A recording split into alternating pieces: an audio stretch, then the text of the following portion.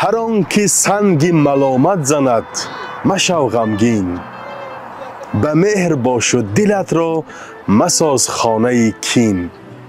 همیشه چرخ بزن در هوای چرخ برین، در این زمانه چنین رسم بوده است چنین.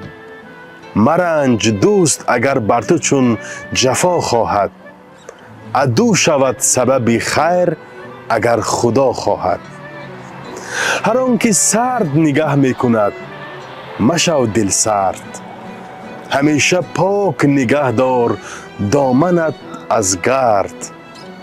مگوی راز دلت را به گوش هر نامرد، که رازدار به جز خود مباد باور کرد. به آشنای مگو درد تو دوا خواهد، عدو شود سبب خیر اگر خدا خواهد.